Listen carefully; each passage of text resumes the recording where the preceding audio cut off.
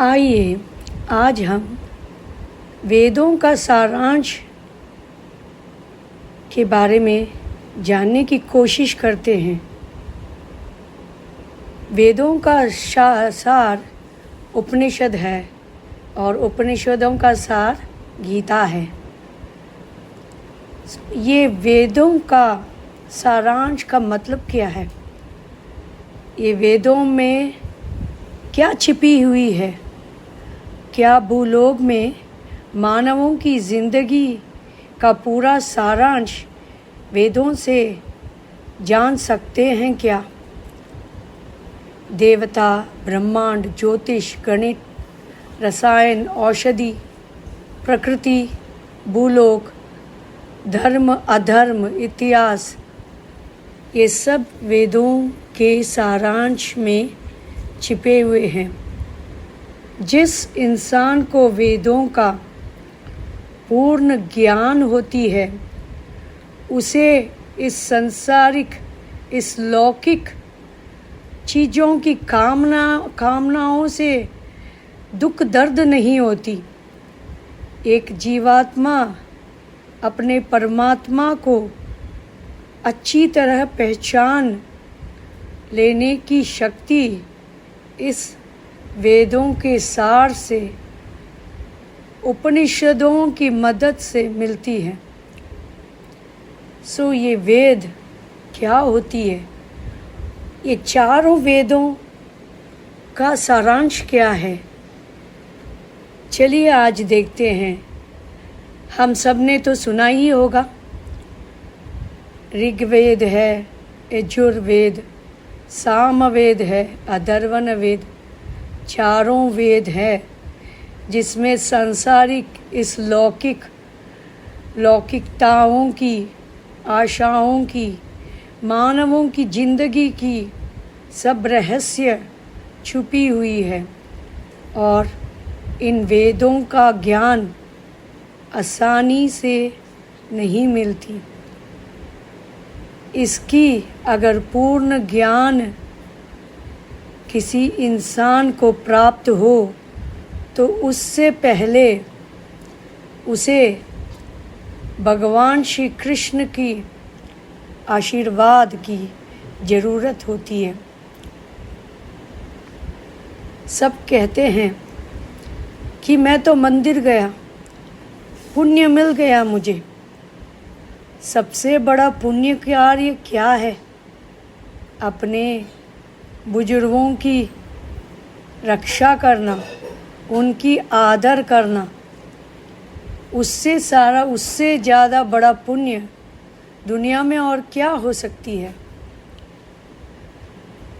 ये चतुर्वेदों में क्या लिखा गया है? ये वेदों के पिता कौन है? वेदों की संपूर्ण ज्ञान तो ऋषि वेदव्यास जी ने की थी 4 प्रकारों में। वही है ना, ऋग्वेद, यजुर्वेद, सामवेद और अथर्वण वेद में चारों वेदों का विभाजित किया 4 वेदों में महर्षि वेदव्यास जी ने। तभी चल के ये वेदों का जन्म हुआ। वेदों का ज्ञान उतनी आसान नहीं है। चारों वेदों का ज्ञान क्या होता है? ब्रह्म यज्ञ का भी नाम सुना है। इस प्रकार एक के समय चारों वेदों के ज्ञाता को ब्रह्मा कहा जाता है। किसी भी होम करो, यज्ञ करो, कुछ भी करो, वेदों का स्मरण करके, गणेश जी की ध्यान करके, श्री कृष्ण जी की, शिव जी की, ब्रह्मा जी की ध्यान करके आरंभ किया जाता है। ये वेद से हमें क्या सीख मिलती है? वेद जो है वो हिंदू धर्म के पवित्र ग्रंथ में से महत्वपूर्ण ग्रंथ है। वो अस्तित्व की उत्पत्ति और कारण सिखाते हैं। सबसे पुराने धार्मिक ग्रंथों में भी ये वेदों का पूर्ण सारांश किसी को नहीं मिल सकता। अरे फिर ये वेदों का मूल अर्थ क्या हुआ? मैं इसका मूल अर्थ जानना चाहता हूँ। क्यों नहीं? वेद वेद सब शब्द तो सबने सुना होगा। मंदिर जाते हैं, पूजा करते हैं, होम यज्ञ करते हैं, हर जगह में ये वेद की शब्द गूंजती है। ज्ञान, ज्ञान से ज्ञान प्यार, ज्ञान से क्या पैदा होती है? ज्ञान से शांति मिलती है, ज्ञान से अज्ञान मिट जाती है, मूर्खता मिट जाती है, विवेक पूर्ण हो जाता है इंसान। और ये विवेक पूर्ण से लोगों को समझने की, चीज़ों की समझने की, अच्छाई बुराई की परखने की ज्ञान पैदा होती है। सो ये वेद विश्व की सर्वाधिक प्राचीन धार्मिक पहचान है। सो अब आइएगा, ये वेद क्या है? हमने तो बहुत बार सुना था। वेद की रचना कब हुई? ये वेदों में कोई छोटा कोई बड़ा होता है? नहीं, हर एक वेदों का अपना अलग अस्तित्व और महत्व है। वेद का कोई प्रारंभ, कोई अंतिम नहीं है। वेद एक समुद्र की तरह है। तो ये ऋग्वेद क्या है? ये ऋग्वेद का मतलब क्या है? चलिएगा ये ऋग्वेद जाने। ऋग्वेद इस संसार की बहुत पुरानों वेदों में से धार्मिक ग्रंथों में इस्तेमाल किया गया है। ऋग्वेद सबसे पुराने, हम कहते हैं अंग्रेजी में, इंडो यूरोपियन ग्रंथों में से भी एक है। तो अभी 5 प्राकृतिक शक्तियाँ हैं: पृथ्वी, जल, हवा, अग्नि और आकाश। सो ये ऋग्वेद में क्या लिखा है? इसकी पहचान क्या है? वेदों में से पहला वेद जो लिखा गया था वो ऋग्वेद है, जो इसमें इंद्र, अग्नि, रुद्र, वरुण, मरुत, सवित्रु, सूर्य और 2 अश्विनी देवताओं की स्तुति है। ऋग्वेद के 10 अध्याय में, अंग्रेजी में कहते हैं 1028, सूक्त में 11,000 मंत्र हैं।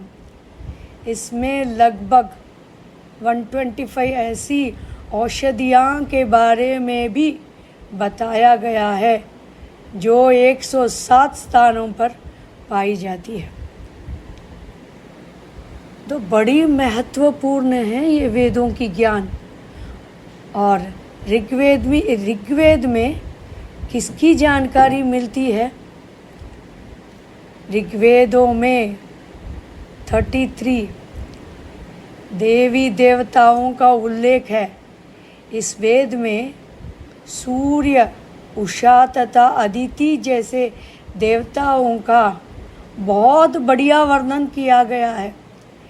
इसमें अग्नि को अशीर्षा, अपाद, धृतमुख, धृतपुष्ट, धृतलोभ, अचिरलोभ तथा वब्रलोभ कहा गया है। अग्रिक, इसमें इंद्र को सर्वमान्य तथा सबसे अधिक शक्तिशाली देवता माना जाता है। ग्रीक। सो ऋग्वेद में रचयिता कौन है? कहा जाता है कि वेद अनंत है और वेदों का ज्ञान न आदि न अंत, इसका न आरंभ है न अंत है। वेदों के संपूर्ण ज्ञान को ऋषि वेदव्यास द्वारा 4 प्रकारों, जैसे मैंने पहले कहा था, ऋग्वेद, यजुर्वेद, सामवेद और अथर्वण वेद में विभाजित किया गया था। महर्षि वेदव्यास जी द्वारा वेद को हम आज जान सकते हैं। ये वेदों का पूर्ण रूप से पहचान कैसी होगी? अभी आज की वीडियो को मैं अभी यहाँ पर अंत करने वाली हूँ और आने वाले वीडियो में हम ऋग्वेद जानने की कोशिश करेंगे कि ऋग्वेद समुंदर है। अभी एक छोटी वीडियो में ऋग्वेद की ज्ञान पहचान नहीं हो सकती, पर छोटे छोटे करके थोड़ा थोड़ा हम ये वेदों का सारांश को समझने की ज़रूर कोशिश कर सकते हैं।